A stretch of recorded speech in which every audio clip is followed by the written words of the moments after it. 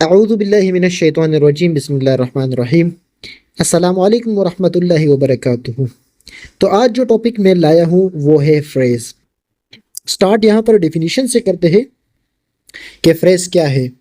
A phrase is a group of words which does not have subject and verb but it is part of a sentence। Phrase क्या है? ये group यानी एक group है, अल्फाजों का मजमूआ है, मगर ऐसा ग्रुप जिसमें सब्जेक्ट और वर्ब नहीं होता, मगर ये ग्रुप फिर भी एक सेंटेंस का हिस्सा होता है। It gives us some meaning but not complete meaning. ये हमें कुछ मतलब तो देता है मगर मुकम्मल मतलब नहीं देता। यानी फ्रेज से पूरे सेंटेंस का मतलब नहीं निकलता, बल्कि फ्रेज सेंटेंस का ही हिस्सा होता है, यानी मजीद इंफॉर्मेशन होती है। A phrase has not subject and verb. That is why it does not provide complete meaning. एक फ्रेज जो है उसमें सब्जेक्ट और वर्ब का कॉम्बिनेशन नहीं होता, इस वजह से ये हमें कंप्लीट मीनिंग प्रोवाइड नहीं करता। जिन एग्जाम्पल है उनको देख लेते हैं। A boy in the building, एक बच्चा जो बिल्डिंग में, एक बच्चा जो बिल्डिंग में। तो इस फ्रेज का अकेला कोई मतलब नहीं है जब तक हम इसको पूरे सेंटेंस में, यानी किसी सेंटेंस में इस इंफॉर्मेशन को, इस फ्रेज को शामिल नहीं करते, हमें इस फ्रेज से कोई मतलब नहीं मिलता। यानी अकेला ये फ्रेज अपना मतलब नहीं दे सकता। और वही उसी को ही तो फ्रेज कहते हैं जिसमें सब्जेक्ट और वर्ब नहीं होता। तो वो फ्रेज अपना मतलब पूरा अकेला नहीं निकाल सकता, इस वजह से इसको फ्रेज कहते हैं। My friend Ali, a small beautiful house on the main road. आइए अब डिस्कस करते हैं कि नाउन फ्रेज क्या है। डेफिनेशन है, a noun phrase is a group of words that function as a noun in a sentence. तो नाउन क्या है? नाउन फ्रेज अल्फाजों का मजमूआ है जो नाउन की तरह ही काम करता है सेंटेंस में। It typically consist of a noun or pronoun as the main word along with any modifiers such as a determiners, adjectives or prepositional phrase। कहते हैं कि नाउन फ्रेज क्या है? इसमें एक नाउन होगा जो मेन वर्ड होगा, यानी उस फ्रेज में मेन वर्ड एक नाउन होगा जिसके साथ मजीद डिटर्मिनर्स हो सकता है, एडजेक्टिव हो सकता है, प्रेपोजिशनल फ्रेज हो सकता है, जो मॉडिफाई करेगा किसको? उस नाउन को। यानी फ्रेज के अंदर जो नाउन के साथ मजीद अल्फाज है, जैसे डिटर्मिनर है, एडजेक्टिव है या प्रेपोजिशनल फ्रेज हो, तो वो क्या होगा? इन अल्फाजों का मजमुआ नाउन फ्रेज कहलाएगा। एग्जाम्पल देख लेते हैं। The black cat was in my room. देखो, अगर ये अल्फाज ऐसे कहता कि the cat was in my room, या cat was in my room, या a cat was in my room, तो सीधा सिंपल ये जो कैट है ये क्या है? ये नाउन होता। लेकिन यहाँ पर द या दी, ब्लैक, कैट, ये तीन अल्फाज एक साथ आए हुए, तो ये क्या है? ये अब नाउन नहीं रहा, ये नाउन फ्रेज बन गया, क्योंकि अल्फाजों का मजमूआ अब आ गया। अब इसके साथ मजीद अल्फाज आ गए जो नाउन को मॉडिफाई करते हैं, तो ये अल्फाजों का मजमूआ अब नाउन फ्रेज बन गया। देखिए, द या दी जो है ये आर्टिकल है, ब्लैक यहाँ पर एडजेक्टिव है और कैट नाउन है, तो ये द ब्लैक कैट एक नाउन फ्रेज हुआ।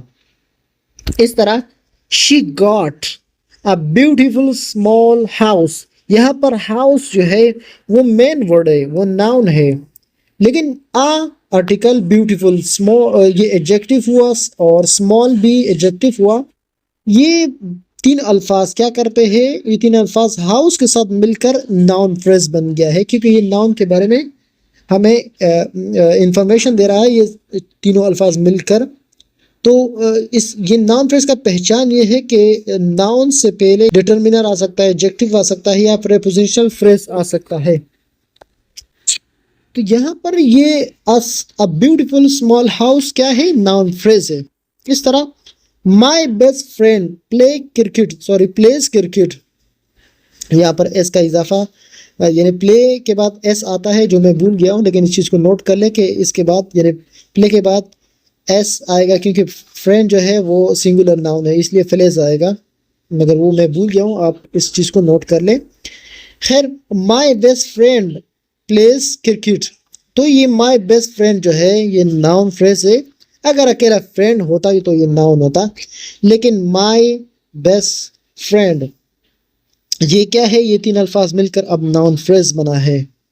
इस तरह he had an expensive black shirt, an expensive black shirt क्या है, नाउन फ्रेज है। उम्मीद है आपको नाउन फ्रेज समझ में आ गया होगा। आइए अब एडजेक्टिव फ्रेज डिस्कस कर लेते कि ये क्या है। Adjective phrase is that phrase which works as an adjective. तो एडजेक्टिव फ्रेज वो फ्रेज है जो एज ए एडजेक्टिव काम करता है। एग्जाम्पल है a boy in the building was crying. इस सेंटेंस में in the building adjective phrase है, क्योंकि वो बॉय के बारे में हमें एक्स्ट्रा इंफॉर्मेशन देता है, और बॉय क्या है, नाउन है। नाउन प्रोनाउन के बारे में एक्स्ट्रा इंफॉर्मेशन देने वाले लफ्ज को क्या कहते हैं, एडजेक्टिव कहते हैं। मगर यहाँ पर एडजेक्टिव फ्रेज है ये, क्योंकि ये अल्फाजों का मजमूआ है। जैसे इन द बिल्डिंग, ये तीन अल्फाजों का मजमूआ मिलके एडजेक्टिव फ्रेज बनता है, जबकि एडजेक्टिव अकेला वर्ड होता है, मगर यहाँ फ्रेज है तो ये एडजेक्टिव फ्रेज है, और वो बॉय के बारे में एक्स्ट्रा इंफॉर्मेशन दे रहा है। इस तरह he gave me a cup, he gave me a cup, उसने मुझे दिया एक कप, मगर कप कैसा था, फुल ऑफ द टी, चाय से मुकम्मल भरा हुआ था। अब इस कप के बारे में एक्स्ट्रा जो इंफॉर्मेशन है वो एडजेक्टिव फ्रेज है, क्योंकि कप एक नाउन है, और नाउन के बारे में एक्स्ट्रा इंफॉर्मेशन देने वाले लफ्ज को क्या कहते हैं, एडजेक्टिव कहते हैं।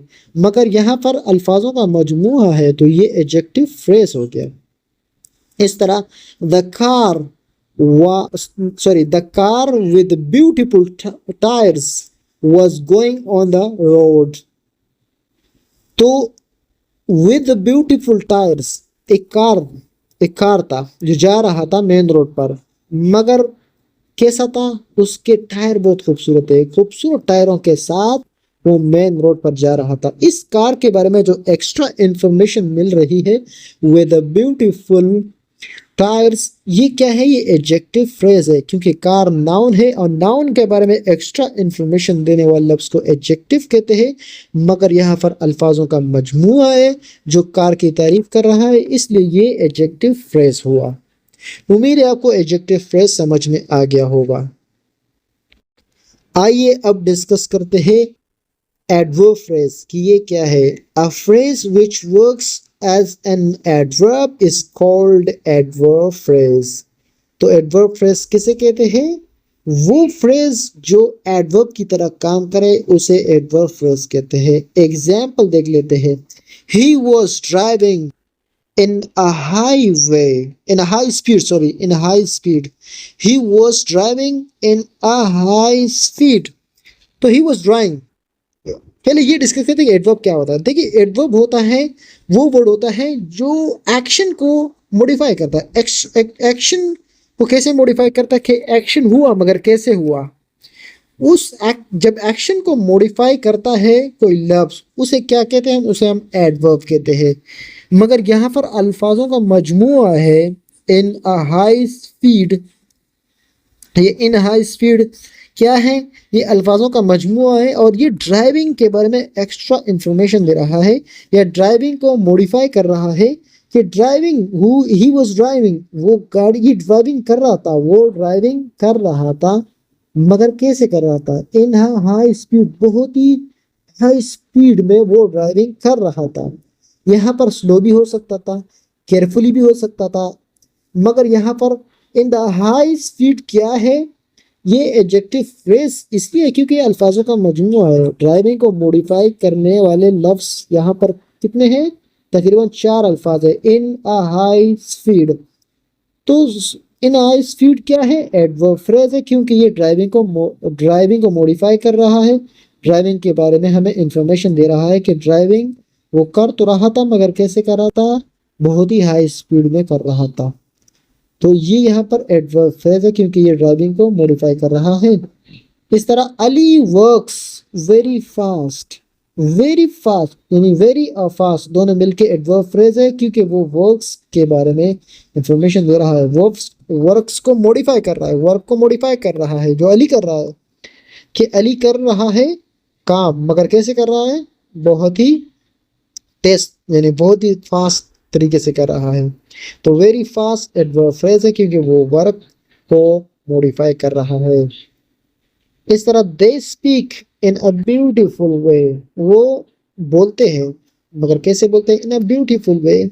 तो in a beautiful way adverb phrase है क्योंकि वो स्पीक को, ये जो फ्रेज है in a beautiful way speak को मॉडिफाई कर रहा है, स्पीक के बारे में इंफॉर्मेशन दे रहा है कि स्पीक वो बोल रहे थे, वो बोलते हैं, कैसे बोलते हैं, ब्यूटी इन अ ब्यूटीफुल वे, अच्छी तरीके में से, अच्छी तरीके में वो बोलते हैं।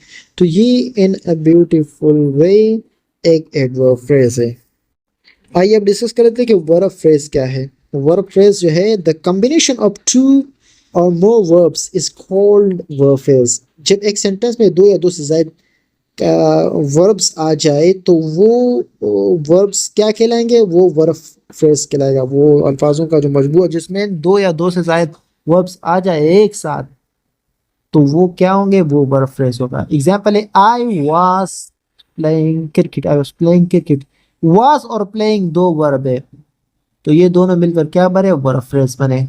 दे आर गोइंग बैक, तो यहाँ पर आर और गोइंग वर्ब है, तो ये वर्ब का एक फ्रेज कहलाएगा क्योंकि ये दो वर्ब्स एक साथ आएंगे। इस तरह we were doing a hard work, तो वर और डूइंग दोनों मिलकर एक वर्ब फ्रेज बने। उम्मीद है आपको वर्ब फ्रेज भी समझ में आ गया होगा। आइए अब डिस्कस करते हैं कि प्रेपोजिशनल फ्रेज क्या है। डेफिनेशन है, a prepositional phrase is a group of words that begins with a preposition and ends with a noun or pronoun। तो प्रेपोजिशनल फ्रेज क्या है, अल्फाजों का मजमूआ है जो प्रेपोजिशन यानी प्रेपोजिशन से शुरू होता है और नाउन या प्रोनाउन पर एंड होता है। यानी ये ऐसा फ्रेज जिसकी स्टार्टिंग क्या होगा, प्रेपोजिशन से होगा और उसके बाद कोई नाउन या प्रोनाउन आ जाए तो वो प्रेपोजिशनल फ्रेज कहलाएगा। एग्जाम्पल है वो देख लेते हैं, आई सा अली, आई सा अली, मैंने अली को देखा, कहाँ, अंडर आ ट्री। अंडर एक प्रेपोजिशन है लेकिन इसके बाद जो आ ट्री आया हुआ है, ये ट्री क्या है, ये नाउन है।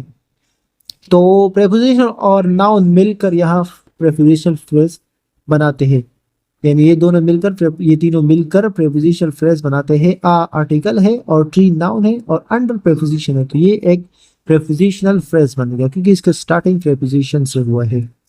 He was running on the road, on the road क्या है, प्रेपोजिशनल फ्रेज है। We are going on the road, we are going on the road, हम जा रहे हैं, हम जा रहे हैं कहाँ पर, रोड पर, हम रोड पर जा रहे हैं। तो ये क्या है, ये भी प्रेपोजिशनल फ्रेज है क्योंकि ऑन प्रेपोजिशन है, द आर्टिकल है और टाइम नाउन है, तो ये तीनों मिलकर प्रेपोजिशनल फ्रेज बनता है। उम्मीद है आपको प्रेपोजिशनल फ्रेज भी समझ में आ गया होगा। आइए अब डिस्कस कर लेते हैं कि इंफिनिटिव फ्रेज क्या है। डेफिनेशन है, an infinitive phrase is consisting on infinitive and some other words। तो infinitive phrase क्या है, जिसमें infinitive होगा और उसके साथ और अल्फाज होंगे, यानी infinitive के बाद मजीद कोई अल्फाज होंगे, वो कुछ भी हो सकते हैं, तो वो अल्फाज मिलकर इन्फिनेटिव के साथ मिलकर वो क्या होगा, इन्फिनेटिव फ्रेज कहलाएगा। एग्जाम्पल है, I like to drive a car, I like to drive a car. तो टू ड्राइव अ कार एक इन्फिनेटिव फ्रेज बन गया। ये चारों अल्फाज इन्फिनेटिव फ्रेज है क्योंकि फ्रेज का मतलब ये होता है कि अल्फाजों का मजमूआ। जैसे अगर यह होता आई लाइक टू ड्राइव, तो फिर ये सिंपल इन्फिनेटिव होता, ये फ्रेज नहीं होता। To drive, I like to drive क्या होता, सिंपल इन्फिनेटिव होता, लेकिन यहाँ पर अ कार इसके साथ मिलकर इसको इन्फिनेटिव फ्रेज बनाता है। They are going to talk with people, वो जा रहे हैं किस लिए, to talk with people. To talk infinitive है विद पीपल मिलकर इसको क्या बनाता है, इंफिनिटिव फ्रेज बनाता है। We wanted to do this work, we wanted to do this work, to do this work क्या है, इंफिनिटिव फ्रेज है। उम्मीद है आपको इंफिनिटिव फ्रेज भी समझ में आ गया होगा। आइए अब पार्टिसिपल फ्रेज डिस्कस कर लेते हैं कि ये क्या है। डेफिनेशन है, participle phrase is that phrase which has participle and some modifier। यानी पार्टिसिपल फ्रेज क्या होगा कि पार्टिसिपल वर्ड होगा और उसके बाद कुछ मॉडिफायर होंगे, मॉडिफायर मिलकर पार्टिसिपेंट के साथ मिलकर क्या होगा, पार्टिसिपल फ्रेज बनेगा। आइए एग्जाम्पल है वो डिस्कस कर लेते हैं। They were finding my damage mobile by water. वो तलाश कर रहे थे मेरे मोबाइल को, मोबाइल के साथ डैमेज था, डैमेज मोबाइल था, मगर किससे था, बाय वाटर। अब डैमेज मोबाइल तो पार्टिसिपल है, मगर बाय वाटर मिलकर इसको पार्टिसिपल फ्रेज बना रहा है। इस तरह there was a broken chair of wood. यहां पर एक टूटी हुई कुर्सी थी, लकड़ी की टूटी हुई कुर्सी थी। अब ब्रोकन चेयर होती तो ये पार्टिसिपल होता, लेकिन क्या है, ऑफ वुड यानी लकड़ी की।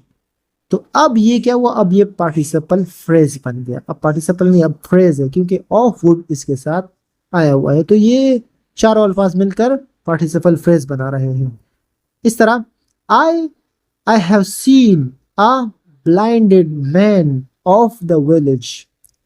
मैं एक अंधे आदमी को देख चुका हूं। किस गांव के अंधे आदमी को देख चुका हूं। अगर ऑफ द विलेज ना होता, ब्लाइंडेड मैन होता, तो ये सिंपल पार्टिसिपल होता, मगर ऑफ द विलेज यानी गांव का, मैं एक आदमी देख चुका हूं, गांव का अंधा आदमी, blinded man of the village यानी गांव का अंधा आदमी। तो ये ऑफ द विलेज अब आया हुआ है, तो ये अब पार्टिसिपल नहीं रहा बल्कि पार्टिसिपल फ्रेज बन गया। उम्मीद है आपको पार्टिसिपल फ्रेज भी समझ में आ गया होगा। आइए अब डिस्कस कर लेते हैं कि जेरेंड फ्रेज क्या है। डेफिनेशन है, gerund and some other related words is called gerund phrase. तो जेरेंड फ्रेज क्या है, जेरेंड होगा और उसके बाद कुछ अल्फाज होंगे, मॉडिफायर हो सकते हैं, एडजेक्टिव हो सकते हैं, नाउन हो सकता है, जो इसको जेरेंड फ्रेज में तब्दील करेगा। एग्जाम्पल है, crying of the baby makes me sad. बच्चे का रोना मुझे खफा कर देती है। तो ये देखो, क्राइंग जो है ये जेरेंड है, अकेला क्राइंग जेरेंड है, मगर ऑफ द बेबी इसके साथ मिल जाता है तो ये जेरेंड फ्रेज बन जाता है। इस तरह running of the runner was great. तो रनिंग अकेला जेरेंड है, मगर ऑफ द रनर अब क्या हुआ है, अब ये जेरेंड फ्रेज में कन्वर्ट हुआ। तो यहां पर ये रनिंग ऑफ द रनर एक जेरेंड फ्रेज है। Sitting in the sun made me strong. ये सिटिंग इन द सन एक जेरेंड फ्रेज है, क्योंकि अकेला सिटिंग जेरेंड है, मगर इन द सन इसके साथ ये अल्फाज मिल जाते हैं तो ये जेरेंड में कन्वर्ट हो जाता है, तो इसीलिए इसको जेरेंड फ्रेज कहते हैं। जाने से पहले मेरे चैनल को जरूर सब्सक्राइब करें, ताकि आइंदा जब भी मैं वीडियो अपलोड करूं आपको उसके बारे में इंफॉर्मेशन हो। मुझे दीजिए इजाजत। अल्लाह हाफिज।